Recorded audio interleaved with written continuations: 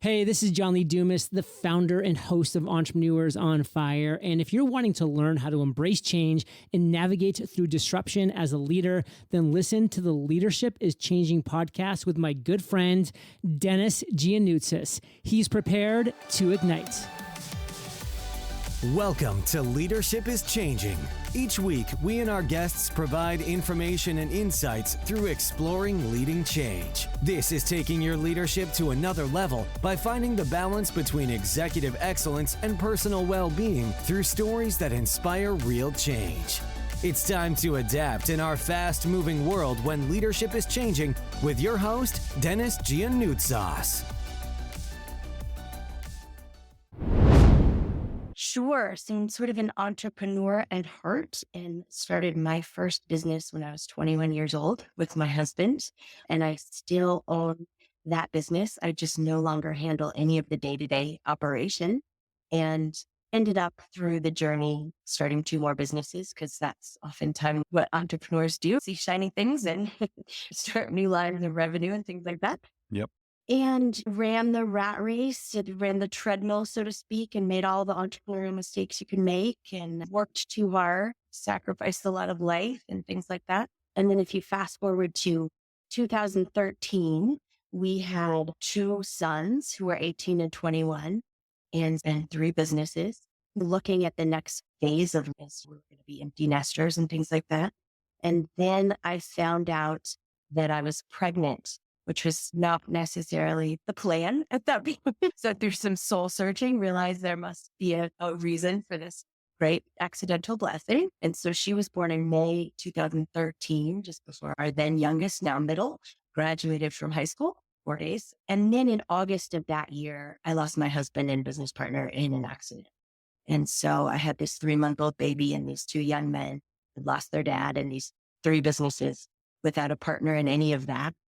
And I share that because what happened after that trauma was a forced letting go of the vine and a forced mindset change that I think leaders, it's important for them to have, and hopefully they can have it without trauma, right? And what happened is the team picked up the ball and they ran with it, and the businesses kept going, even though I did not have the bandwidth at that time to really care a whole lot about them. And what it did is show me that if I delegated and let my team do their job and empowered them to do that, I didn't have to be in the way so much. I didn't have to be doing everything.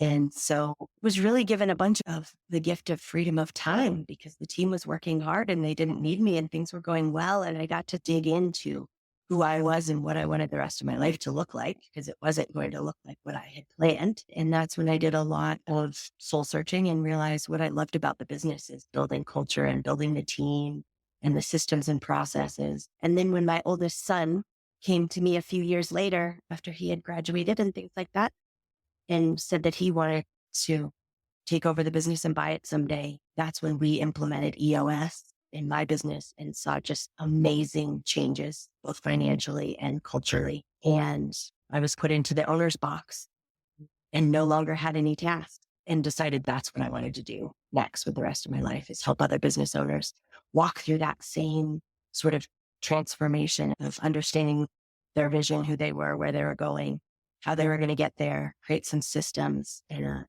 cohesive, healthy team. And so that's what I get the pleasure of doing now. And still, like I said, own those businesses and watching my son take them over and grow and learn and get his knocks, all those kinds of things. So, yeah. Wow. No, so I've got a few questions to ask, because thank you for sharing that, because it's Absolutely. what a journey. Amazing. Yeah. And the thing here I wanted to ask you is, when you, firstly, one thing you just said there before about your son wanting to buy the business is, wow. Mhm. That's a bit different, Yeah. because sometimes they want to take the business rather than, Yeah. or inherit the business rather than buying the business. So that's different. The question I've got for you is, in the midst of when it was all happening, husband, the 3-month-old, two young boys, you've got also husband's passed away, things like that. You've got these businesses. You talked about delegating, which is important for a lot of leaders and a lot of people to understand delegation. The thing I got the question is, did you delegate straight away, or did you have to delegate because of the circumstances you're at? Or Did Dawn try to do everything herself as well? I would say prior to the accident and things like that, I certainly tried to delegate and I obviously had a team, but I think we get stuck as leaders in this place of control and ego and fear of, oh my gosh, if we let them do it, it's going to fall apart. So there was some delegation prior. And I think the true letting go was because just mentally, I wasn't capable of doing a whole lot, right? And acute grief and having a 3-month-old. So you're also postpartum and all kinds of crazy things. I just didn't care really about the business at that point. It stopped being all encompassing like it had been my whole life, or the whole time I was running the business. It's all you think about and it is your life. And it really became, oh, this is just part of my life. And so that delegation, to answer your question, was, I think, just forced. It was nothing I did. It was simply the circumstances. And then once I realized things were going just as well, maybe better, without me having to make all the decisions, because I was creating a bunch of clogs, right? A bunch of obstacles to things getting done oftentimes when everything had to go through me. So that's when the sort of mindset shift of, oh, this is good. This is better, that I stay out of their way and I just show up when they providing a space for them to need me when they need me, rather than telling them they have to need me. So I started my business when I was 17 doing rock climbing equipment, and right away started to deal with military units and special operations groups who were buying ropes and harnesses and carabiners. And my mantra was I didn't want to be a sales guy. I wanted to understand the product and be of value to my consumer and kind of add value. And I didn't really understand it in those terms at that point, but that's what I wanted to do. So I spent a great deal of time studying and learning about the product, and was fortunate enough that the first real clients I had in law enforcement and military were the founders of SWAT as a concept in the United States. And I always say that I learned to hit from Babe Ruth and I learned to dance from Fred Astaire. And so I was brought up by those guys. At my 20s, I went to law school. I spent 2 years working in LAPD's police litigation unit, worked on Rodney King, Reginald Denny, a bunch of the big law enforcement cases. And the business just went in that direction. And now 38 years later, we do primarily law enforcement and military equipment, mostly protective equipment, and really geared towards tactical operators. So people that would do tactical intervention, whether it's Navy SEALs or LAPD SWAT or Australian Defense Forces type of operators. Oh, wow. Oh, that's fascinating. Oh, we're going to really look forward to this conversation. It's going to be really good. We're going to get into some areas as well. Now, I also understand that you've done some Ironman triathlons, into racing sports cars. You do some speaking on with tactical organizations across the US. Anything else you like doing? Yeah, no, I like sports that take me to uncomfortable places. I learned early on, both as a leader and a human being, that the more time I spend pushing my own boundaries, whether that's putting myself in situations where I'm scared, putting myself in situations where I don't know what I'm doing, or in the case of racing, putting myself in situations where I'm overwhelmed and have to learn an entirely new discipline, that is really where I grow and how I develop. And so that's kind of everything that I do for fun is geared towards pushing my own limits. When you say that, because I think it's really interesting that I think in leadership today, whatever the field or industry is, are we pushing ourselves enough today as leaders? Are we taking it to the boundaries, the limits? What are we doing? We are facing times, or we face things at times, which are the unknown, right? The ambiguity. We're not sure. We don't even know what we're doing sometimes. Do you think leaders are actually pushing themselves enough? No, absolutely not. And COVID certainly hurt this, right? COVID sent us all back to our caves to wall ourselves off and be afraid that the plague was going to get us.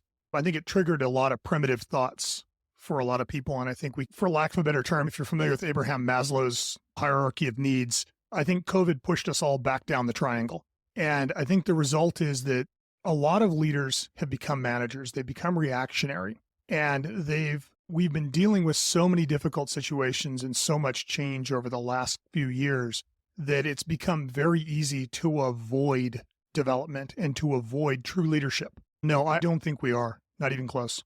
Yeah. Okay. So I agree with you totally. I think they are avoiding things as well. What can we do with leaders today to say to them, hey, you need to wake up, you need to step up, you need to not avoid things.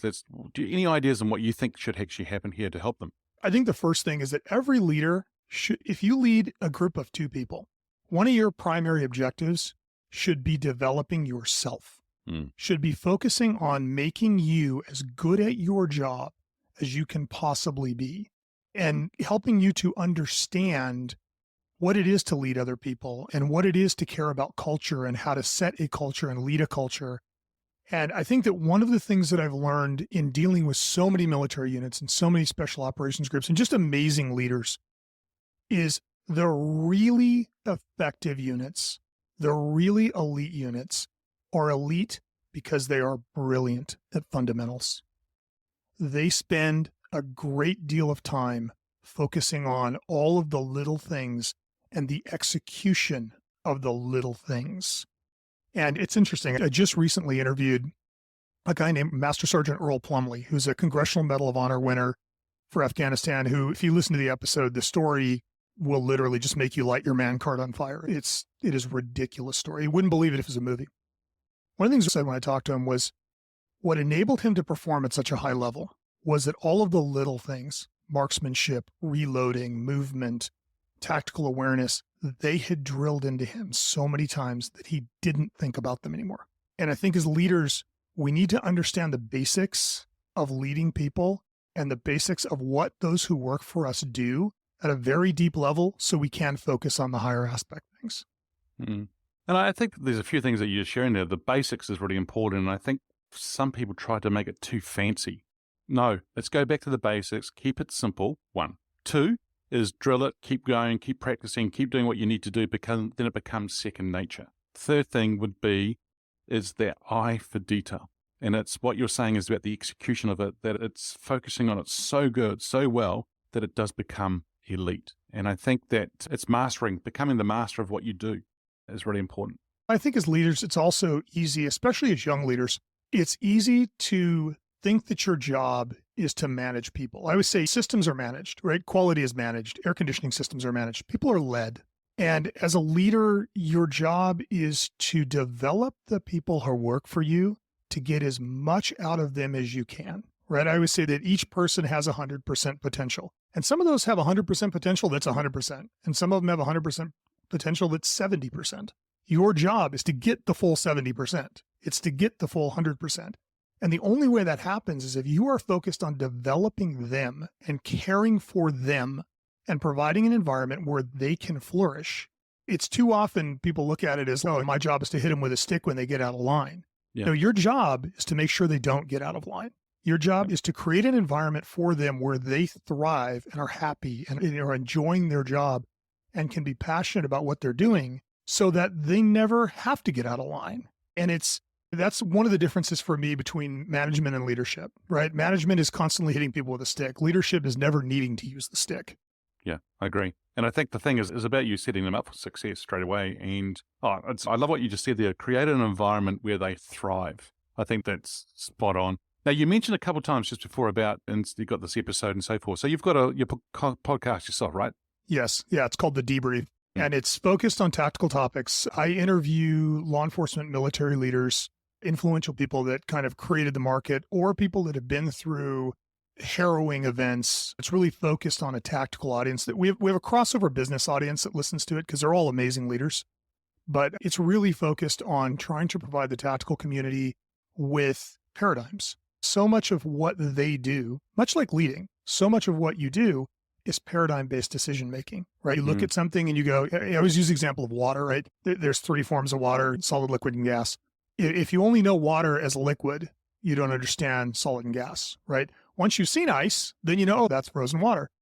But if you don't, you have to draw inferences. And so much in a tactical environment, the decision-making is inferential. This situation is like this other situation, except there's this difference. Same thing with doctors, right? They look at it and they're like, oh, this is... So part of the goal of the podcast is to capture the stories of these guys so that other people can hear them and file them away. So when they find themselves in those situations, they have that paradigm. And what I realized early on is we're in such a small industry that there's no formalized vehicle for a lot of that information to get out. So I recently interviewed one of the team leaders for the Bataclan hostage rescue in Paris and went through the whole story. Now, very few people in the US are ever going to interact with these guys. They're never going to hear this story firsthand. So by creating a platform to share these stories. Now, every tactical officer, military person in the world, theoretically, can listen to that. And that's one more paradigm. So that's really the primary goal of the podcast is officer safety. Yeah. Okay, good. And so what sort of made you decide to start that podcast? I've spent almost my entire adult life invisible to the internet. I was invisible for 35 years. I always kept myself out of it. I didn't really write much outside of the tactical community. I didn't give public presentations. And a few years back, one of our friends died, got ALS and died. And there were several of us standing at his funeral and having a conversation about how much information we lost that day. This is a guy with 60 years of experience, both military and law enforcement. He's a fusion thinker. He understands both doctrines and can put them together and teach. And he was an amazing guy. His name was Tim Anderson. When Tim died, the tactical community lost everything in Tim's head because we had never recorded him on video. He had never been recorded on audio. He hadn't written a book. And so all that information was gone. And I remember saying to a couple of the guys at the funeral, we need to do something about this. Somebody needs to capture these lessons learned. Somebody needs to interview these guys. Somebody needs to write this stuff down. And one of them pointed out the problem for law enforcement in the military, and I know it's true in the US and North America and Europe, and I'm sure it's probably true in New Zealand, there is no upside for law enforcement or military to talk to the media. They're not going to win. Because if they say 99 smart things and one stupid thing, the one stupid thing will lead the newscast that night, and the 99 things will be on the floor. So they said, look, if you want to do that, you're going to have to do it because we're not going to talk to just anybody. We got to talk to somebody we know we can trust that is not going to twist the messaging and will actually put out the true stories. And after several months of conversations with people, I realized that I could trade my privacy for their legacy. And that was a good trade because the amount of knowledge to be gained by listening to these guys and hearing their stories and hearing their views on leadership and the way they solve problems and make decisions is so great that it was worth the trade. So that was when we started the podcast. It was just over a year ago. Thank you for listening to this episode of Leadership is Changing with your host, Denis Gianoutsos. Each week, we and our guests provide information and insights through exploring leading change, inspiring executives and leaders to adapt and lead a bigger game in a fast-moving world.